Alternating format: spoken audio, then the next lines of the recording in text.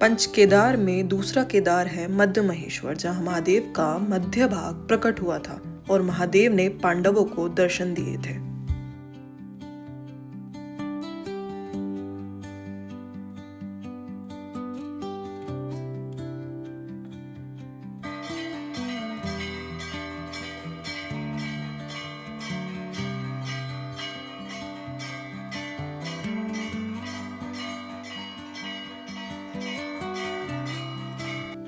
ये यात्रा जितना सुकून देती है उतनी ही मुश्किल है। वो कहते हैं ना, महादेव को पाने के लिए परिश्रम करना पड़ता है। तो ऐसे ही शुरू हुई मेरी ये यात्रा।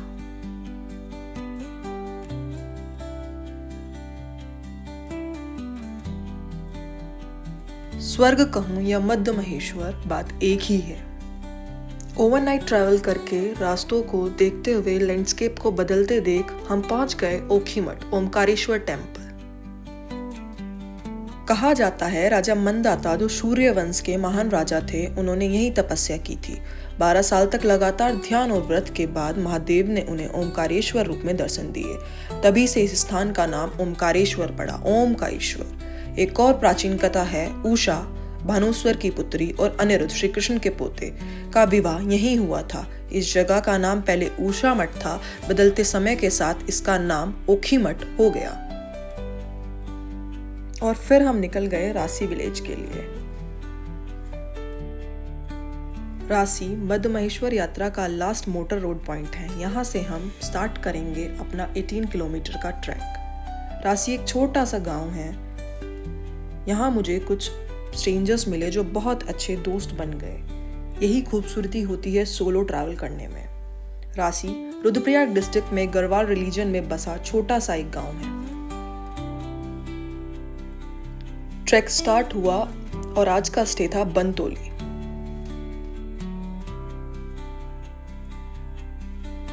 सुंदर रास्ते और रास्तों में चलते बहुत सारे स्ट्रेंजर्स जो अब दोस्त बन चुके थे, और साथ में बहती मधु गंगा जो सारी थकान दूर कर रही थी। जैसे जैसे हम आगे बढ़ रहे थे, नज़ारे और खूबसूरत होते जा रहे थे। वाटरफॉल्स जो ट्रैक की थकान को गायब करने के लिए काफी थे। हम रास्तों को सिर्फ महसूस कर रहे थे और रास्ते हमें कुछ कह रहे थे। और हम पहुंच गए थे गंडोर विलेज। यहाँ के लोगों के चेहरे पर एक शांति थी, शायद ये शांति जो सुकून दिखा रही थी, जो शहरों के भागदौड़ से बहुत दूर है। एक ऐसा सुकून जो हम सब ढूंढ रहे हैं। और ये बच्ची और इसकी प्यारी सी मुस्कान।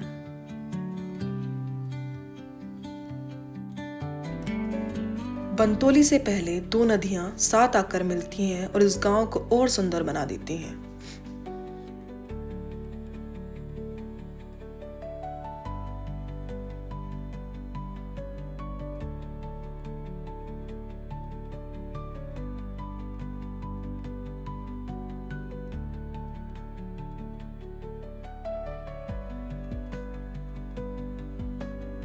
मध्य महेश्वर गंगा और मरकंडा गंगा जब साथ मिलती हैं तो मधु गंगा बनती है।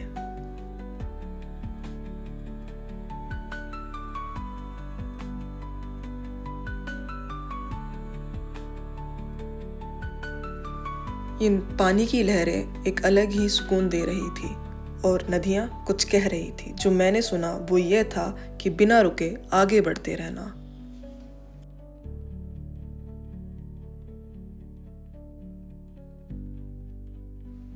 और ये ब्रिज क्रॉस करके हम पहुंच गए थे बनतोली।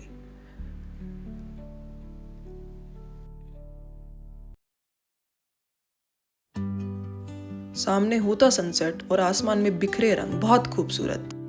बनतोली से सुबह 4 बजे हम लोग वापस ट्रैक के लिए निकलते हैं। पहाड़ों से होता सनराइज इतना खूबसूरत लग रहा था कि शब्दों में बयां नहीं किया जा सकता। आसमान में बहुत से रंग बिखरे थे।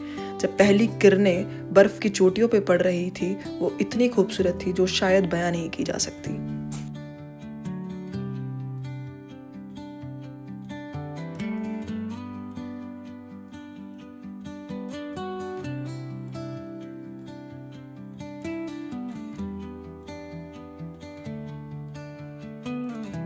ये यात्रा अपने आप में थका देने वाली यात्रा है। हम सभी सुबह 4 बजे से चल रहे थे। अप्रॉक्स 18 किलोमीटर के ट्रैक के बाद जब मंदिर के दर्शन हुए तो मानो सब मिल गया हो।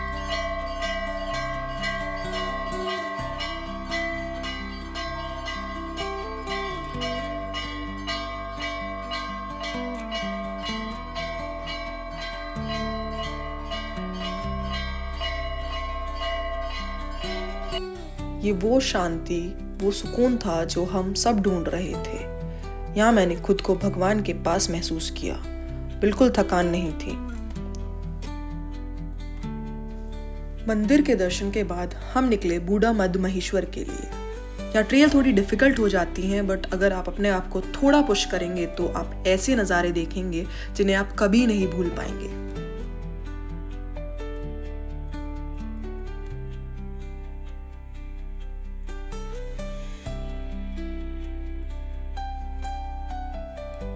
माउंट चोखंबा का क्लियर व्यू 14,000 फीट से।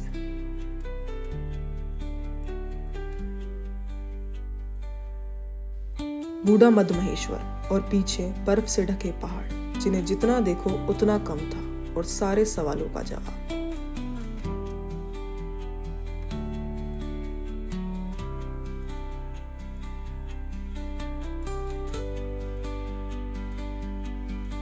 और कैची ताल, जिसमें चोखंबा अपने आप को निहार रहा होता है। चोखंबा को देखकर आपको इस पहाड़ से प्यार हो जाएगा।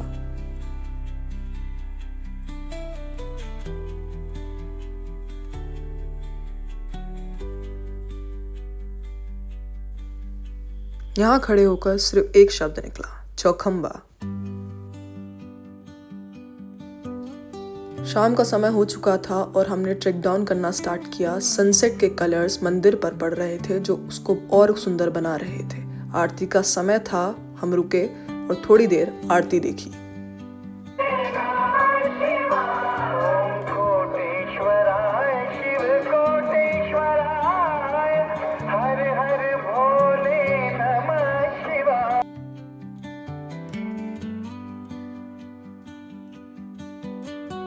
ट्रेक डाउन और डिफिकल्ट हो जाता है, बट कुछ स्ट्रेंजर्स के साथ रास्तों का पता नहीं चलता। ऐसे ही कुछ स्ट्रेंजर्स मुझे इस ट्रैक पर मिले और इसी के साथ ये सफ़र ख़त्म होता है। पर मैं वो हूँ जो नहीं है, जो नहीं है मैं वो हूँ। मैं तो वैरागी हूँ, न सम्मान का मोह न अपमान का भय।